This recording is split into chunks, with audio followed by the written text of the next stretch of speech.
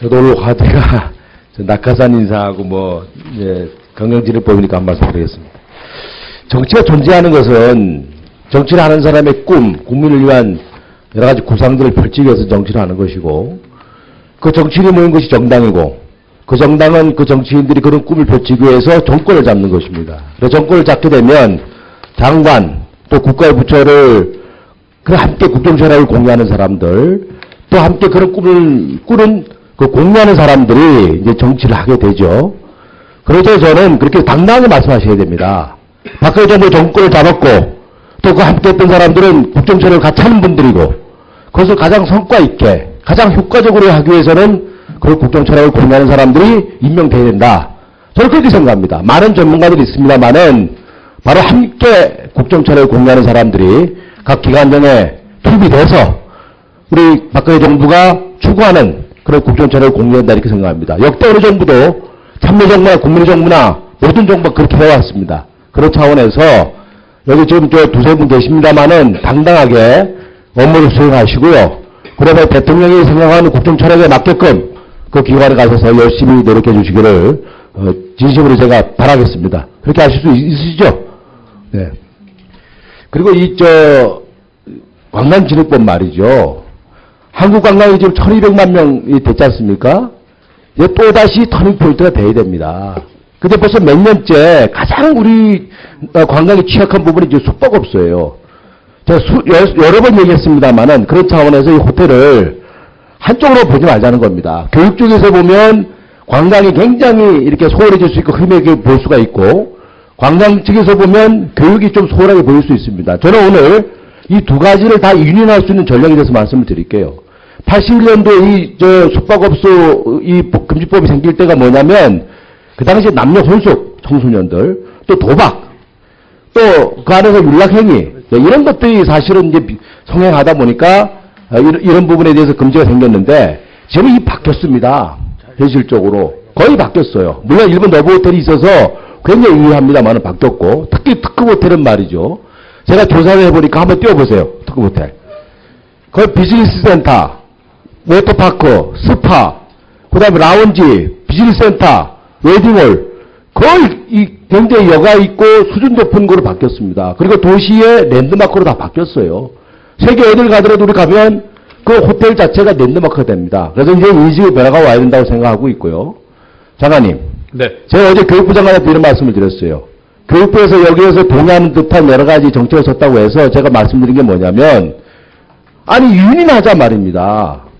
호텔을 지면, 아까 말씀하셨듯이 유흥업소는 할 수 없도록 이제 법으로 금지할 거 아니겠습니까? 그 다음에 첫 번째로, 저는 학생들에 대한 프로그램을 그 호텔에서 좀 만들었으면 좋겠어요. 그래서 청소년의 유익한 예술제도 좀 담당하고, 또 청소년에 필요한 여러 가지 이런 프로그램을 만들어서 함께 했으면 좋겠다는 거 하고요. 두 번째로는 이 호텔 안에 전시실이나 음악감사실이나 학생들과 공유할 수 있는 시설 좀 집어넣었으면 좋겠어요. 세 번째는 저는 장학제도, 또 학교 발전 지원금, 이런 것도 좀 만들었으면 좋겠어요. 또 네 번째는 등하굣길에 안전 도움이 좀 호텔에서 배치하고, 그 길 자체도 좀 아름다운 길, 그 어느 쪽보다도 그 호텔에서 학교를 가는 길은 좀 아름다운 길을 만들어서 학생들이 보다 쾌적하고, 그 아름다운 길에서 전시실도 있고 조각공원도 있고 하는 그런 길을 만든다고 한다면 왜 이 교육의 문제가 됩니까? 오히려 호텔이 들어와서 학생들에게 보다 많은, 아까 말씀하셨습니다만 다양성 있는 외국인들의 여러 가지 문화를 접할 수가 있고, 또 이런 청소년 프로그램을 통해서 훨씬 더 학생들에게 질 높은 학교 분위기를 만들 수 있는데도 불구하고 왜 한쪽에 서서, 교육 쪽에서 보면 관광 절대 여러 가지 소홀합니다만은 저는 관광적인 측면이 우리 한국 경제를 이끌어가는 경쟁력의 쌍두마차 아니겠어요? 하나는 상품을 파는 거, 하나는 관광객들이 오는 거, 이런 중요한 시기에 나는 이 교육을 발목적기로 난 간다 이겁니다. 그래서 교육은 지금까지 야당 의원도 들으시고요, 정책 일환들도 들으셔야 됩니다. 시대가 변했지 않습니까? 호텔에 대한 패러다임이 변했지 않습니까? 이걸 이용하는 사람들의 수준이 변했지 않습니까?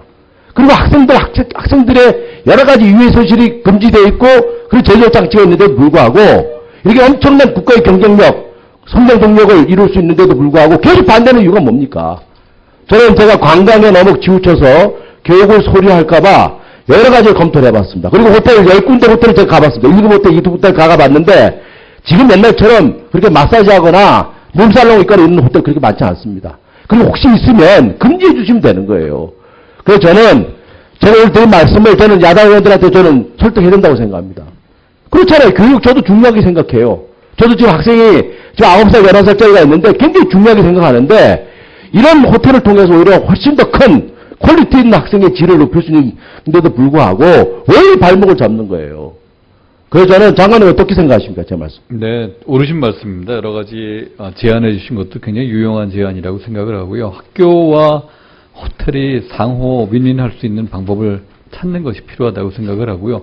그 과정에서 서로 어떤 잘못된 오해가 있으면 그 오해를 풀도록 저희도 노력을 하도록 하겠습니다. 저는 좀 우리 문체부에서 좀 설득이 좀 부족했다고 생각합니다. 네. 막 좋은 말씀도 많이 하셨습니다만은 정말 호텔을 짓는 뭐 기업이 됐든 이 학생들에 대한 교육에 대해서 훨씬 더 많은 배려를 해준다거나 여러 시설 면에서 한다고 한다면 오히려 훨씬 더 프로그램 나올 수가 있어요. 네. 학교 재정 열악하지 않습니까? 학교 지원 여러 가지 열악한데도 불구하고 네. 이런 걸 통해서 학생들에게도 퀄리티 있게 보여주고 그다음에 한국 관광도 새롭게 도약할 수 있는 그런 기회가 되고 그것을 통해서 우리 박근혜 정부가 정말 새로운 경제 회생에 대해서 좀 더 우리가 국민들이 윤택하게 살 수 있는 길이 오히려 저는 현명한 해법이지 이것을 갖다가 교육이라고 하는 명목으로 해서 잡는 것은 제가 볼 때는 정말 발목 잡기식이고 한쪽만 바라보는 한쪽만 지키려고 하는 저는 외눈의 시각이다 이렇게 봅니다. 네. 그 차원에서 적극적으로 좀 설득해 주시고요. 적극적으로 추천해 주십시오. 네, 좋은 의견이십니다. 네, 마치겠습니다. 감사합니다.